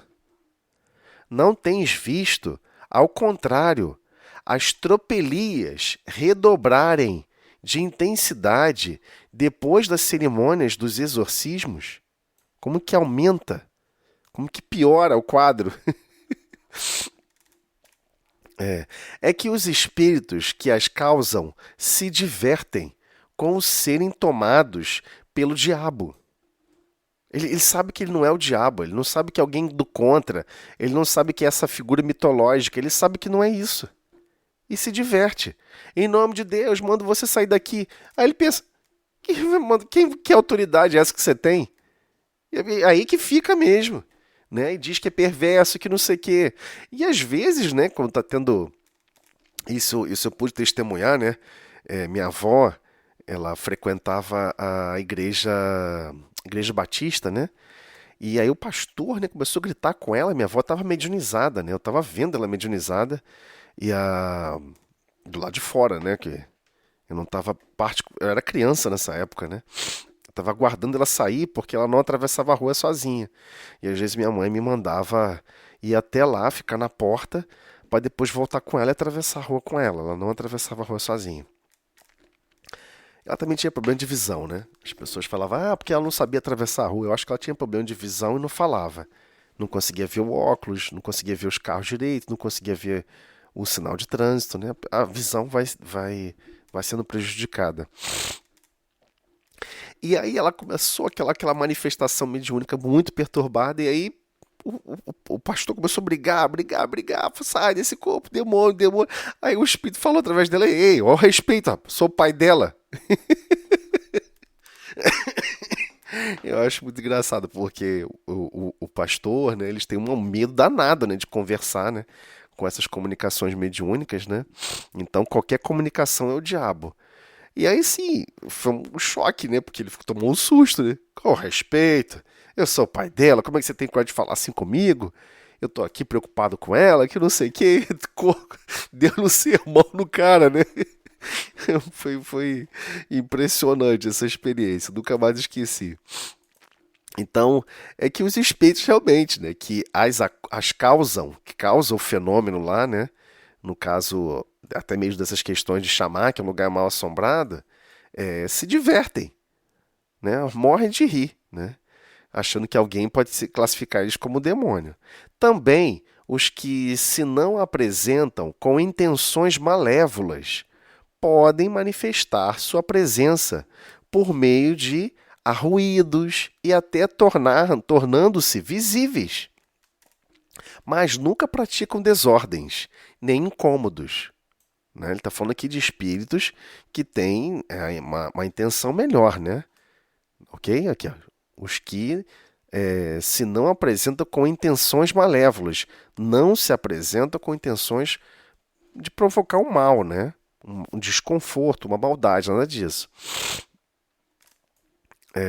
São frequentemente espíritos sofredores, cujos sofrimentos podeis aliviar orando por eles. Olha que algo intrigante, né? São frequentemente espíritos sofredores, cujos sofrimentos podeis aliviar orando por eles. A oração é extremamente profunda, é extremamente importante. Quando você deseja algo positivo para o próximo, você alimenta sentimentos positivos para o próximo, você manifesta através da vontade mobilidade, primeiramente no seu fluido perispiritual que reveste você como espírito. Você está alimentando esses potenciais. E a pessoa recebe esse apoio. Né? Outras vezes, são mesmo espíritos benfazejos, que querem fazer o bem, que nos querem provar estarem junto de vós. ou então espíritos levianos que brincam. Então, aqueles que são bondosos, benfazejos, que querem provar estarem junto de vós. Ou seja, ele quer provar, olha só, você não está sozinho. Não esmoreça, não enfraqueça. Nossa, eu vi uma pessoa assim, assim, assado, parecia assim, assim, tomei um susto. Mas às vezes foi permitido ter essa percepção. Não é para você ficar achando que o lugar é mal assombrado e tudo mais. É para você perceber. Fique tranquilo. Não tem nada no planeta desamparado. Todas as ações. Ah, mas eu estou aqui trabalhando numa atividade como pedreiro, consertando aqui uma calçada, fazendo isso assim sensado. O que isso tem a ver? Tem a ver com os sentimentos que você anima. Seus sentimentos que você anima são uma composição de sentimentos que você vive, que são uma composição de sentimentos que você vai levar para dentro do seu lar. Então, todo sentimento ele deve ser continuamente cuidado, continuamente observado, para guiar esses sentimentos para atitudes e resultados mais positivos. Mas é claro que, por vezes, nós não damos contas e tem espíritos desencarnados nos estimulando, nos amparando.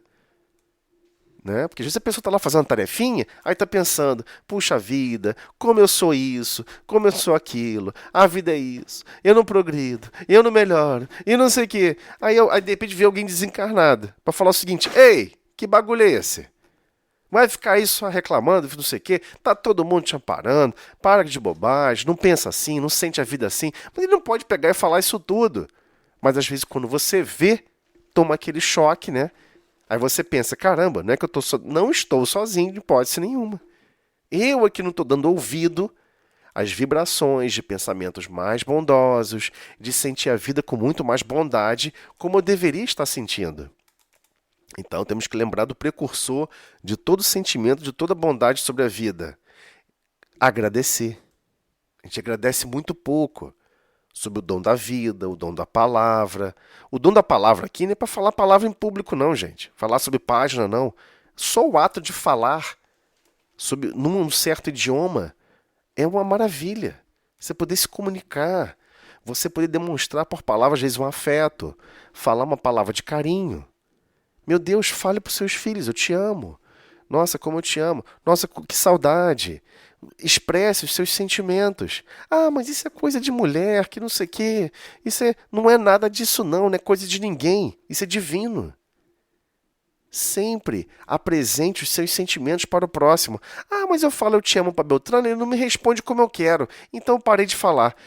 Então você parou de querer exercitar esse potencial que você sempre dispôs, mas que você não quer usar. Mas aí, se você não quer usar, é opção sua. Mas deveria estar precisando, deveria estar utilizando, empregando. E por vezes aparece um espírito e a gente toma um susto. Puxa vida, é quase que um puxão de orelha. Você não está sozinho, você não está abandonado. Você está vivendo uma vida mais amarga porque você quer viver na amargura.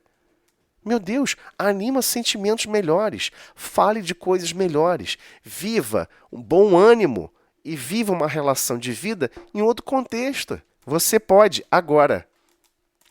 É isso que ele está querendo dizer. Ou então, espíritos levianos que brincam. Então, às vezes aparece lá um espírito brincando num certo lugar e tal, mas e daí? Qual o problema, né? Ele vai estar ali, está sendo permitido que isso ocorra. A gente já percebeu isso nos outros capítulos desse livro, que isso é permitido, tá? Permitido porque isso gasta energia. Isso não é de graça, tá? Então também tem sua motivação para isso. Como quase sempre, os que perturbam o repouso são espíritos que se divertem. O que de melhor tem a fazer, né, que os espíritos têm um objetivo mais nobre, os que se veem perseguidos é rir do que lhes sucede. Então, continuando, os perturbadores se cansam, verificando que não conseguem meter medo, nem impacientar. Né? Veja-se atrás o capítulo 5 das manifestações físicas, nós já passamos por isso. Aqueles espíritos que conseguem promover manifestações físicas, chega uma hora que satura, eles não conseguem... Estou aqui me desgastando, achando que a pessoa vai ficar morrendo de medo, que a pessoa vai ficar apavorada e não deu certo. Você é um espírito imortal, né? Você também é um espírito imortal, está arriscado fora do corpo físico você ser mais medonho do que ele.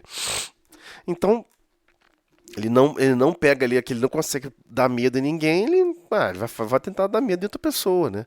Porque quer brincar, ele não vê mais, ele não está vendo um objetivo real disso tudo, né? Está se descobrindo ainda.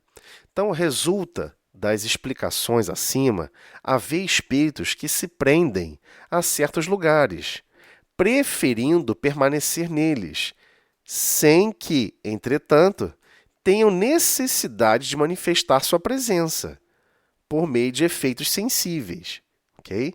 Ele está deixando claro. Isso não quer dizer que a pessoa está se manifestando. O espírito pode estar ali. Ah, eu comecei a mexer no motor de combustão interna. Estou desmontando o motor de um carro. Pode aparecer espírito que não vai se manifestar, não vai falar nada, ele nunca viu o motor por dentro, ele quer ver. Ele pode ter curiosidade, eu quero ver. Mas, às vezes você chega lá, tá cheio de espírito, tentando entender. Como é que funciona isso? Como é que esse troço explode e move o carro? Qual o problema? Não tem problema nenhum. E você acha que não vai ter gente querendo aprender? Vai, ué. Vai querer observar? Vai. Ou você acha que desencarnou e já sabe de tudo? É ruim, hein? Sabe nada. Tudo dá muito trabalho. Então, qualquer lugar pode constituir morada obrigatória ou predileta de um espírito, embora mal, sem que jamais qualquer manifestação se produza. Ok? Pode ser que não ocorra manifestação nenhuma. Os que se prendem a certas localidades ou a certas coisas materiais nunca são espíritos superiores. Contudo, mesmo que não pertençam a esta categoria, pode dar-se que não sejam maus e nenhuma intenção má alimentem. Não raro, são até comensais mais úteis do que prejudiciais, porquanto, desde que se interessam pelas pessoas, podem protegê-las. A pessoa chega assim, tá lendo um livro. Aí você está lá lendo um livro, com aquele sentimento, emocionada, lendo o livro. Aí a pessoa está ali do lado, acompanhando o seu pensamento. Ele não é um espírito bondoso, mas ele fica até enternecido, né? Fica até envolvido com aquele sentimento que você manifestou. A pessoa fica assim, puxa vida, que sentimento belo. Eu até me emocionei também, que não sei o quê. Aí, de repente, percebe alguém que quer fazer um mal. Ele começa a proteger essa pessoa. Ei, essa pessoa não pode fazer mal não, hein? E você, se você estivesse observando esse espírito fora do corpo físico, certamente você classificaria ele como não sendo um espírito superior, né? Poxa, se não é um espírito superior, eu não quero do meu lado. Uma bobagem, né, gente? Né? Por isso que ele fala, não raro, são até comensais, mais úteis do que prejudiciais, né? Ok? Não chega a ser espírito puro, mas é um espírito em desenvolvimento, como todos nós, né? Não sei se ficou claro aqui, mas é isso, gente. Finalmente fechamos esse capítulo. Semana que vem vamos adentrar o capítulo 10 da natureza das comunicações, ok? Ufa! Nem pensei que a gente fosse conseguir fechar hoje. Desculpa aí o avançar do horário, mas fechamos. Então, semana que vem a gente inicia um novo capítulo, se Deus quiser. Pessoal, alguém quer falar alguma coisa? Só fico falando aqui igual um doido. Ninguém mais tem medo de lugar mal assombrado.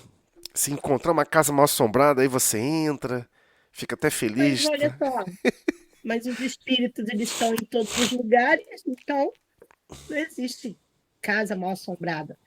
Essa semana mesmo, aqui em casa, meu marido viu um ali na varanda. É claro, é natural, gente. Totalmente Tá em tudo quanto natural, é é. lugar. Sim, é totalmente natural. Então, agora temos que compreender, até mesmo pela recordação lá do livro da coletânea A Vida no Mundo Maior, que é naturalmente ditado por André Luiz, temos que compreender que nem tudo é aberto e livre assim também não, tá? Por exemplo, o quarto onde está o casal, né? Ele está lá nas suas relações íntimas. Não é aberto para todo mundo, né, gente? Não é assim também, não é bagunça, né? Qualquer um pode ir lá e ficar. Não, não é assim também não. Não é bagunça, ok? Só vocês recordarem lá Missionários da Luz, Reencarnação de Segismundo. Não é bagunça. O negócio tem um controle danado. Ok? Então, uma série. Pode falar, Paloma. Boa noite. Então, assim, já duas vezes que eu me recordo, né? Eu dormindo, de eu acordar, olhar para a porta assim do meu quarto e ver uma pessoa, mas ela é alta demais, ela quase não cabe nem no teto, assim, de tão alta que ela é. E quando ela percebe que eu a vejo, é porque assim, você não vê nitidamente, né? Às vezes você não vê a expressão facial da pessoa, você vê a pessoa, você sabe que é alguém ali, né? Aí quando você sente que você viu, a pessoa sente que você viu, acha que você vai se assustar, aí você olha de novo, você já não vê mais, né? Então eu queria entender por que que às vezes são tão altos assim, Otocele. Você consegue me passar uma resposta assim, rápida? Porque eu sei que as explicações são, são Não, grandes, né? não, tudo bem. Assim, a sua percepção de dimensão pode não ser precisa, né? Pode não ser precisa como você está imaginando, né? A dimensão de um corpo físico fora do corpo físico não quer dizer nada. Por vezes, uma pessoa baixinha tem um potencial de trabalho, tem um potencial de ação 1 milhão de vezes maior do que uma pessoa muito alta, tá? Isso não tem nada a ver. Isso tem a ver mais com a percepção que ele quer passar, né? Só me vem isso na cabeça. Às vezes ele acha que você vai se sentir mais segura sabendo que tem alguém vigiando que é maior, que é grandão. Você se sente mais seguro, entendeu? Aham, Entendeu? entendi. E às vezes não é simplesmente só você, tá? Às Uhum. vezes tem a ver com alguém que pode estar com um sentimento contrário, né? E aí anima situações contrárias a você. E aí, quando alguém vai tentar te fazer algum mal, encontra alguém que está lá vigiando, que é altão, fica com medo, entendeu? Ah, interessante aí. Gostei da explicação. Muito obrigada. Eu não sei. Compartilhei a vossa mensagem. Sim, mas eu não tenho como afirmar que é cada um dos. Entendeu? Não, eu entendi a transmissão de explicação que você quis me passar. Isso. Eu compreendi. Muito Porque. obrigada. Nada, nada. Porque assim, só quem percebe. Só quem tem assim essa percepção de medo de ver um espírito grande. Pode ter um espírito de 2 metros. Né? Eu preferia Narcisa, né? Narcisa, da coletânea de André Luiz, aquela enfermeira lá de Nosso Lar. Ela baixinha, pequenininha, mas olha o amor dela, né? Olha o carinho, olha a atenção, olha o zelo, olha as liberdades e potencialidades que ela tinha permissão de agir e experiência para agir que são, né, Imensuráveis, né? incomensuráveis, não tem nem comparação, entendeu? Então não tem a ver com dimensional, né? Mas assim, com certeza para outros espíritos dá um efeito melhor, né? Dá um efeito maior. Ai, Eu, muito obrigada, eu entendi. Obrigada. nada. Gente, mais alguém? Alguém quer fazer alguma pergunta? Vanessa? Posso falar hoje não, que eu tenho muitas coisas para falar, mas não tô bem. Tá bom então. A primeira página já acabou comigo. Aí tô aqui no reflexo do, dos maus pensamentos, corpo todo dolorido. Não, mas depois lê essa carta aos Efésios. Recomendo a todos. Aliás, todas as cartas de Paulo são incríveis, mas essa carta aos Efésios você toma um susto. Parece que ele tá Olha, eu falando de vou hoje. falar, Parece que ele tá falando de hoje, cara. Isso acontecia naquela época.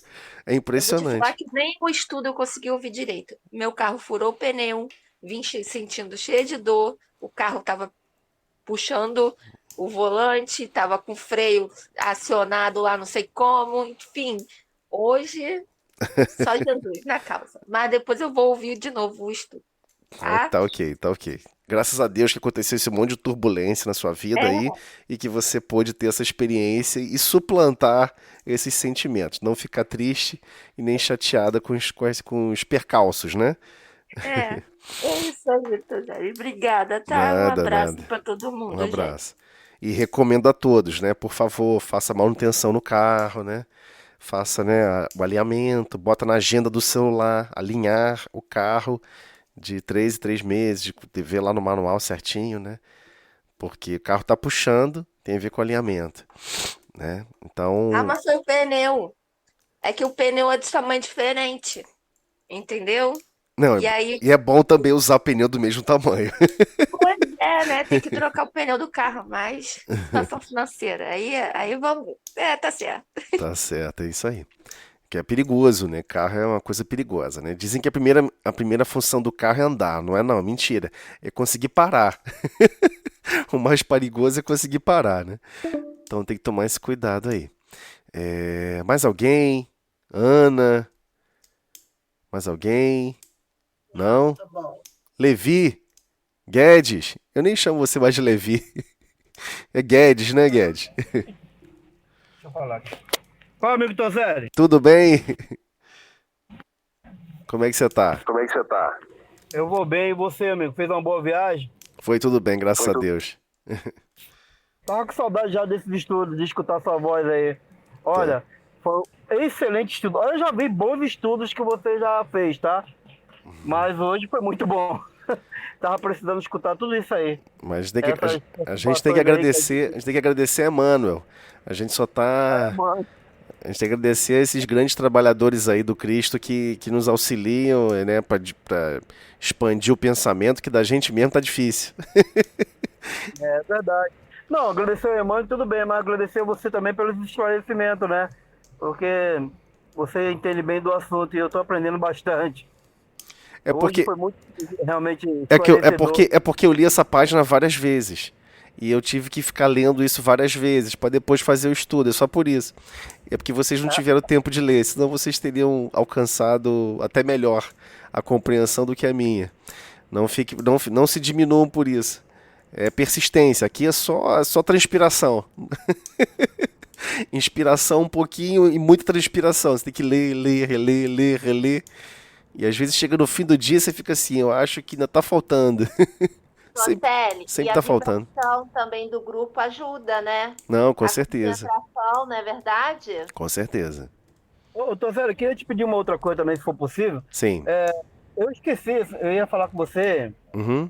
semana passada, você viajou, não teve, eu esqueci o assunto. Mas toda vez que você citar esses seus estudos, esses seus comentários, você lê algum livro, né? Tem como você citar o livro, a página, de onde você tirou? Porque tem umas coisas que você fala que é muito interessante, eu queria ler de novo, porque eu preciso memorizar isso e aprender. Se Sim, você sim. puder também Tem, citar. tem alguns livros que eu sou fã, né? O primeiro é o Boa Nova. Eu até compartilhei no grupo do estudo de mediunidade uma novela, uma radionovela do livro Boa Nova, né? Uma interpretação, um resumo do livro Boa Nova, que são quem quiser ler o livro, tem o livro Boa Nova, que é fantástico, maravilhoso, recomenda. E também o Eu já vi Jesus no Lar. 2 vezes, é muito bom. Então, Boa Nova, Jesus no Lar, que são palavras diretamente do Cristo para nos explicar. E às vezes eu estou citando outras páginas de alguns meses atrás, né? Aquela página que eu sempre, acho que a Ana deve lembrar também, né? Aquelas páginas que eu cito sobre que nós passamos, que Emmanuel nos explicou, por exemplo, o que significa pedir, buscar e bater, né, para o espírito imortal. O que significa isso, né? Então, Emmanuel explicou isso numa página, nós estudamos isso, se não me engano foi até no ESD, foi uma das páginas do ESD, e aquilo me marcou muito, né? E as páginas que me marcam muito eu acabo citando. E às vezes as pessoas me cobram, pô, mas onde está isso? E às vezes eu lembro, às vezes não. Mas se for de alguma frase específica que você quiser perguntar em separado, eu tento achar de novo a página e te encaminho, sem problema nenhum. Claro que isso é para todos, né? Ah, você citou isso, falou isso, qual é a página? Esse do Jesus no Lar, por exemplo, eu vou colocar, assim que acabar o estudo, eu vou colocar no grupo o texto, né, dessa página, que é lindíssimo, né? Que vale a pena a gente reler ali esse texto, né? É muito bom. E eu queria pedir para você uma outra Sim, coisa. Eu li o capítulo 62 do livro Pão Nosso. Caramba, que aquilo ali me emocionou sim. muito. Se você pudesse algum dia falar um pouco dessa página aí, Tá apesar que ok, ela é muito, muito, muito explicativa, muito, muito explicativa, tá ok. mas, caraca, é espetacular, cara, essa página. eu vou dar uma olhadinha assim, que de repente às vezes essa página é lá de repente, de Cartas de Paulo. Eu posso checar. E às vezes já tá gravada, né? Já tá até que o Cartas de Paulo tive que dar um tempo, né? E de repente já passou por ela. Mas Paloma, acho que quer falar mais alguma coisa. Pode falar, Paloma. Oi, só para finalizar, assim, que eu tenho uma frase, você falou que às Sim. vezes você lê algumas coisas e vão te marcando, né? E a respeito da página, quando ele falou assim, que a gente tem que ter cuidado muito com o que fala, né? Então, prestar atenção, né, no reclamar, né? Que a gente sabe que reclamar é você clamar o problema duas vezes, né? E eu tenho uma frase que a minha cozinha é muito engraçada. O azulejo, sabe aquelas canetinhas de quadro branco? Sim, sei como é que é. Então, Piloto marcador, né? isso, piloto Ah, marcador. sim. Aí o que eu faço? Muitas coisas para eu não esquecer, como eu fico de frente para ela e ia na pia, a correria do dia a dia, eu escrevo, né? Mas às vezes eu esqueço, mas tudo bem. Mas tem umas frases que eu gosto de colocar para que eu não me esqueça delas, né? E tem uma que é assim: se queres a tua paz e a paz dos outros também, aceite este conselho, não fale mal de ninguém. Eu acho assim tão perfeito, porque quando às vezes a gente se distrai com um comentário de alguém, e esse alguém vem falar mal de alguém, né, para você, e aí você fala, aí eu lembro da frase. Mas Eu, uma ótima recordação. interessante, né? Sim. Não, assim, é porque, assim, o que acontece? Às vezes a gente quer agradar, a gente quer. A pessoa chega praticamente forçando você a concordar com ela, e aí, né, você pode até, né, tentar construir o inverso, porque às vezes a pessoa está em aflição e chega falando de uma aflição que teve com terceiros e está guardando, às vezes, uma ponderação sua, uma palavra de carinho, uma palavra que vai fazer com que a pessoa mude a postura. É como se a pessoa tivesse caído num buraco, né? E ela não consegue sair. Então, claro, você ficar descrevendo o buraco onde a própria pessoa está não faz sentido, né? Vamos supor que você não mergulhe no mesmo sentimento das outras pessoas. Então, a questão toda, o gargalo todo é esse, né? Você não alimenta ali aqueles sentimentos, mas você meio que fica afastado do sentimento da pessoa. Lembre-se que a gente sempre se protege o tempo todo. A gente não quer se envolver. Então a gente faz comentários simples. Aham, é isso mesmo. Sei lá, né? Acho que é por isso mesmo. É só poder não ser politicamente contrário. O que o Cristo vem nos convidando é o contrário. Quando você for usar a palavra, não usar a palavra sem produzir o amor. Então você deveria falar: poxa, mas você não acha que esse sentimento está te consumindo, né? Está te fazendo mal? Você acha que você deveria animar esse sentimento a si mesmo? Né? Porque se a pessoa está errando, com certeza é para a gente adquirir a experiência de aprender a perdoar. Né? A gente tem que conseguir. Ah, mas eu vou falar essa verdade, a pessoa fica chateada comigo. Vai. Vai ficar chateada com você mesmo. Mas aí você vai ter que arrumar um jeitinho, né? Um jeitinho carinhoso de falar, né? Porque se você falar com jeito, se você falar pisando, né, maltratando a pessoa, é uma bobagem. Já desconstruiu tudo. Mas se você falar com carinho, como se fosse uma criança, mas com carinho mesmo, né? Não como criança, como a gente tratava mal as crianças nos séculos passados, mas tratar realmente com o máximo de carinho, o máximo de importância, eu acho que a pessoa vai conseguir perceber que ela está mergulhada em sentimentos que ela mesma não gostaria de estar mergulhada. Entendeu? Então, por isso que a palavra é um desafio. Porque a pessoa chega com uma série de amarguras. E ela quer que você concorde com a amargura. Ela quer que você concorde como ela está sentindo. Como ela está se sentindo é indiscutível. É indiscutível. É como ver uma pessoa dentro de um buraco. Né? A pessoa caiu dentro de um buraco. Imagina uma terra, um lugar que tem um buracão. Sei lá, 3 metros de profundidade por 2 metros de largura. A pessoa caiu no buraco e não consegue subir. Já vai fechar aí, hein? Já vai fechar, né? E a pessoa. Já vai fechar, desculpa, gente. Então a pessoa está manifestando aquele sentimento, a ideia é a gente apresentar um sentimento contrário, né?